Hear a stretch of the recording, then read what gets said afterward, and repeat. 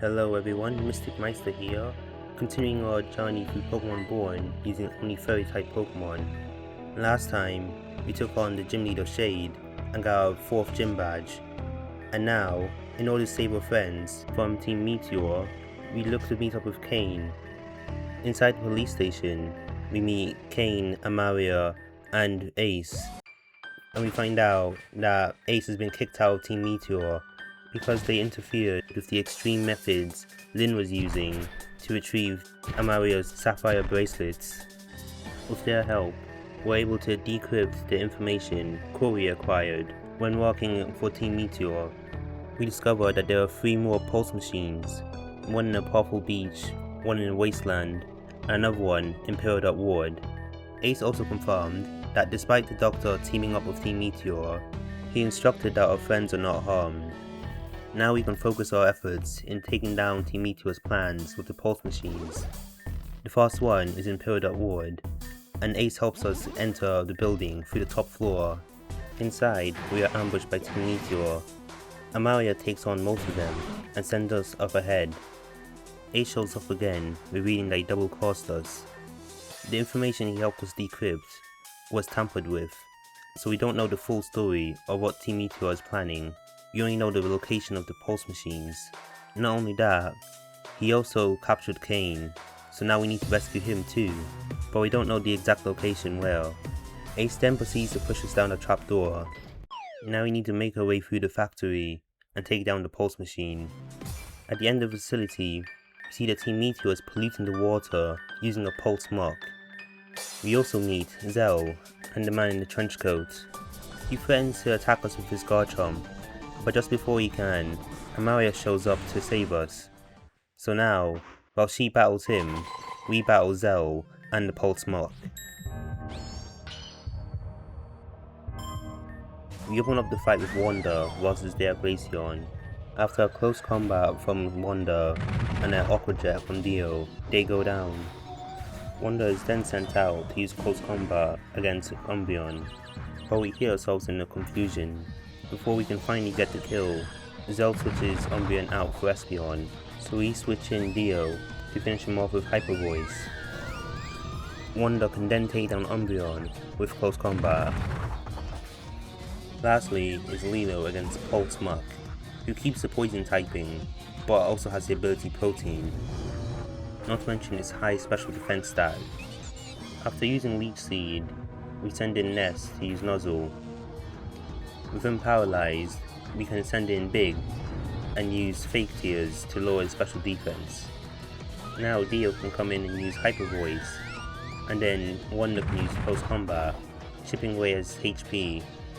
Then finally, we can send in Sora to finish it off. With that, Zell is now defeated, and the Pulse Mark has been stopped. We then find out that the name of the man in the brown coat is called Solaris, and seemingly, he doesn't actually care that the pulse has been stopped, as the damage has been done. Before leaving, he orders his Tyranitar to attack Amaria directly. Despite the attack, after checking up on Amaria, she seems to be okay. She then suggests that we head to a Purple Beach, as that's where the next pulse machine is. Not to mention, we'll also be able to get the HM for strength there. It is one of the things we need in order to help our friends who are trapped. After taking a boat, we arrive at the academy and speak to the sensei, Kiki. She also calls in Victoria so she can introduce us to them. However, we met them already. With no further introductions needed, we then explain the situation where the academy is in danger and also that our friends have been kidnapped. As Team Meteor does not have the pulse machine activated right now, we have some time, so I try to get the HM for strength. However, Kiki explains that this is only given to graduates of the academy. Therefore, she must give us a test. We have to either defeat Victoria or Cal in a Pokemon battle in order to qualify. As Victoria is basically a rival to us, we decided to have a battle with her. She begins to fight with Pangoro, while we send in Nest. We immediately switch out using Volt Switch, and bring in Lilo to take him down with Draining Kiss. Incineroar is up next, but goes down immediately for Dio's Hyper Voice. We send Lilo back out against her Gallade, and they go down after a few Draining Kiss. We then send Root out against a Alolan Raichu and put him to sleep with Spore. We deal some damage with Giga Drain, but the very next turn, Raichu wakes up and takes us out. We also take down Wanda, Lilo, Sora, and Ness. But thanks to Sora using Yawn, Raichu did fall asleep, so now Dio can take him down, and also Mienfoo, winning us the fight. Now it's time for us to have another battle, because in order to receive strength, you have to defeat Kiki in the final exam. Before we head off for the fight, Victoria also mentions that Kiki has a terminal illness and does not have long left. Regardless, if a battle is what she wants, it's a battle that she will get. So now we fight Kiki, the former fighting type gym leader. We take down her first Pokemon, Machamp, with one Moonblast from Dio. To counter our fairy type Pokemon, Kiki sends in Toxicroak, so we paralyze him with Ness. Before going down, Ness does deal some damage, so Dio can finish him off with Moonblast. Kiki's third Pokemon is Lucario, so we send in Sora, who has Aura Sphere, and Lucario goes down after a few more. We send Root out against Medicham, but they are immediately taken out with Ice Punch, but at least they got off with Effect Spore. We try to take advantage of this and use Growth with Lilo in order to set up. However, Medicham still deals a lot of damage, so instead we then try to use Draining Kiss, but we are immediately frozen with Ice Punch. With Lilo taken out, we then send in Dio once more with Moonblast. We stay in against Gallade, but are punished for this with a critical poison jab. To avoid getting hit again, we use Air Slash with Sora, so we can get a flinch. Not to mention, the field effect allows us to lower both sides' accuracy, but that does go against us as well, as we miss our subsequent Air Slash.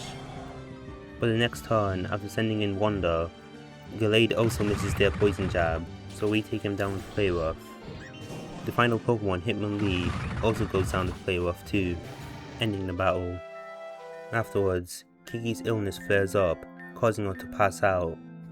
Upon waking up, she is angry about everything. After all, despite all that she teaches, she cannot beat this illness that is slowly destroying her body. Kiki also reveals that she cannot give us the HM for strength, because it's been stolen. This means that we've actually wasted our entire time here. After all, we could be looking for Kane, or perhaps trying to investigate where the pulse machine is. Outside the room, we catch up with Victoria, who stormed out. We also discover that some students have spotted a mysterious group dressed in black on Azurine Island. Now that we have a clue, we decide to head over there, while Victoria looks after Kiki. On the island, we are ambushed by Asta and Eclipse. Asta ends up laying it slip that Kane is on the island. After a bit more banter, we end up having a battle, but we make quick work of them thanks to the rain and the annoying hyper voice. The battle's over, we head further into the island to find Taka, and we then find out that not only is Kane here, the Pokemon they are planning to use the pulse machine on is also located here as well. The plan is to use a pulse-powered Camerupt on the volcano.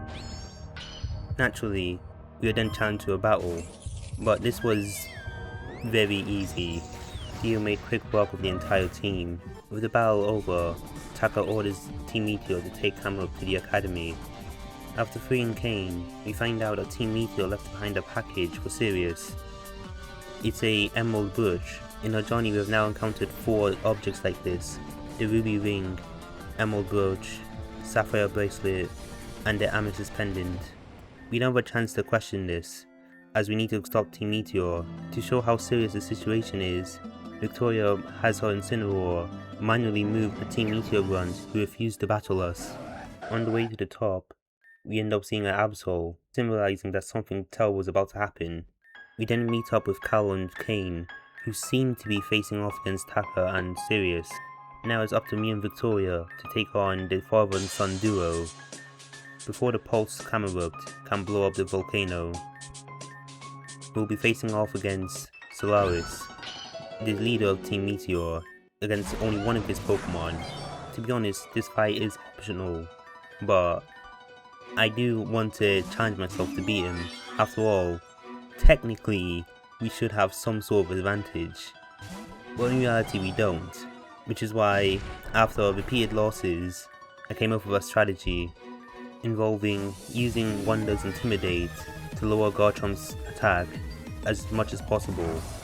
With enough luck, we're able to get Garchomp down to -4 attack before Wonder is taken out by a Stone Edge. We then have Lilo use Leech Seed in order to get some extra chip damage in. We then use Draining Kiss until Lilo is finally taken down.